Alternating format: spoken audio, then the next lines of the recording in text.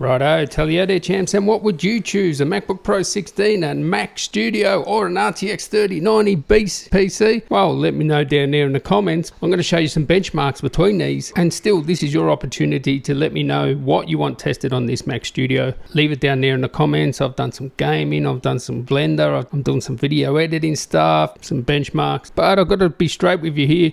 I don't think I'm giving up my PC or my MacBook Pro for this Apple Mac Studio, but that's a topic for another video, so let's get into it. Okay, so let's see how this Mac Studio performs against my MacBook Pro 16 with the M1 Max and the 3090, which is next to it. Of course, I can't test the 3090 in Final Cut. I'll test the 3090 in Premiere Pro, so we'll see which one's faster. But this thing here, it's the M1 Ultra. So compared to the MacBook Pro 16, it has 20 CPU cores versus 10, and this particular model has 16 more GPU cores. Of course, you do have the option of the 64 core GPU on this Mac Studio, but I think most of the heavy lifting, especially in this project here, going from ProRes to HEVC, is done by the media encoders. So we're talking about the HEVC encoders and the ProRes encoders, which this one has twice the amount as the M1 Max that's in my MacBook Pro 16. We're also going to look how much power this draws compared to the MacBook Pro 16, which actually drawed 150 watts at some stages during the render of this project, and it sounded like it was going to take off. It was like loud, it was hot, because this is actually really hard on the system,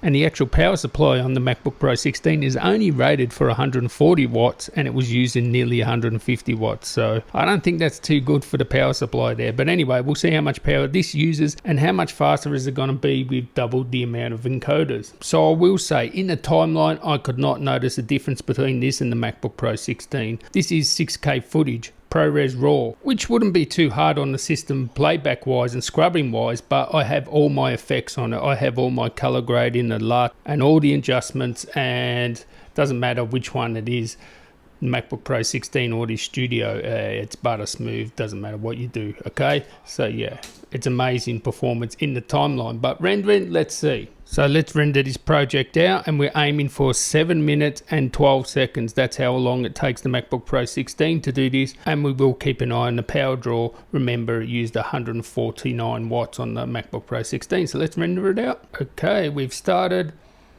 and this is ProRes RAW going out to HEVC 10-bit HDR. This is really hard on the system. It makes the MacBook Pro 16 sound like a hairdryer. It sounds like an Intel machine when you do this render. And as you can see here, 100% the GPU, we are doing 80 watts, 140 watts. There we go. 140 watts. It's about the same as the MacBook Pro 16, which is very interesting. We're using 149 watts on the MacBook Pro 16.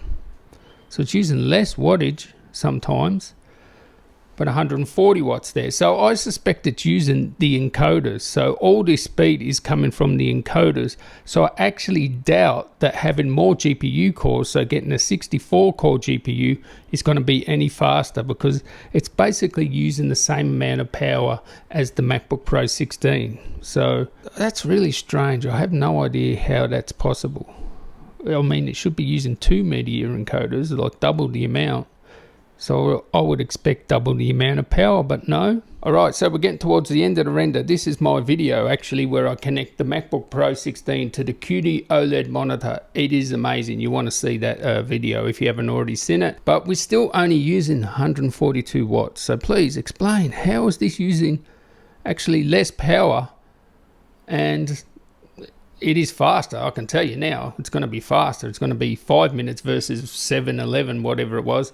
There you go. That was about 5:05, right? Versus 7 minutes and 11 seconds. So you're talking 2 minutes difference.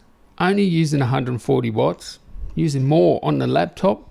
Why? Please discuss. I have no idea. Will the 64 core version be faster? It's not going to be that much faster, right? So I love my MacBook Pro 16, and I don't think I would give it up for one of these at the moment. Anyway, let's find out in Premiere Pro versus the 3090.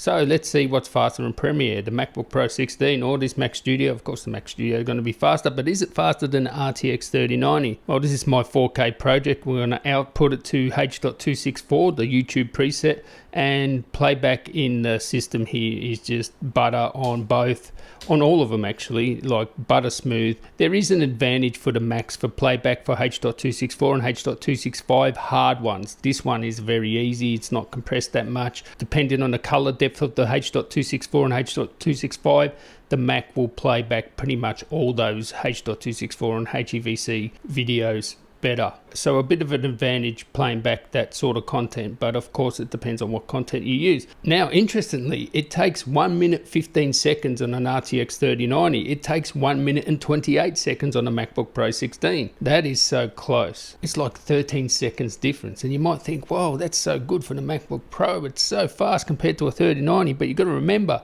it's using the hardware encoders on both of them. NVENC encoder on the RTX 3090, MacBook Pro 16, you're using the HEVC and ProRes encoders. This has double the amount of ProRes and HEVC encoders, so I expect it to be faster. So let's see. We have hardware encoding, we have the YouTube preset.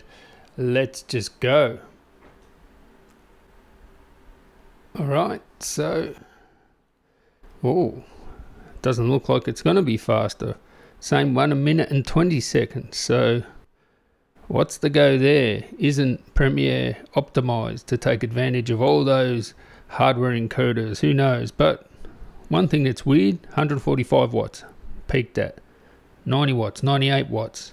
So let's have a look here. We're coming towards the end. It doesn't look like it's going to be faster in Premiere Pro. You can probably go down to not optimized, I guess. Only using like 90 watts. Whoa, sorry, I stopped that a bit soon. 128. That's exactly the same as the MacBook Pro 16.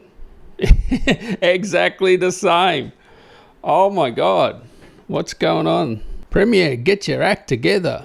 At least in Final Cut it was faster. So there you see, if it's optimized for it, yeah, the Mac Studio will be faster. But if it's not, same as the MacBook Pro 16. The win for the MacBook Pro 16. That's why I think I'll choose that. So here we have the Cinebench R23 single core and multi-core score. This is off the 64 core M1 Mac Studio Ultra, whatever. And you can see there 12900K is faster in single core. Remember, single core is the same on all these M1s. So, you know, it's no different with the MacBook Pro 16. And in multi-core, the 12900K is faster. I guess the main concern is a little bit slower in the single core, which we use all the time. The multi-core is very competitive, I would say, but we don't use multi-core as much as we use, you know, single core. But it's also better to have a high multi-core. Let's just confirm it, because this isn't the 64 core GPU version. This is indeed the 48 core GPU version, so it should be 24,000.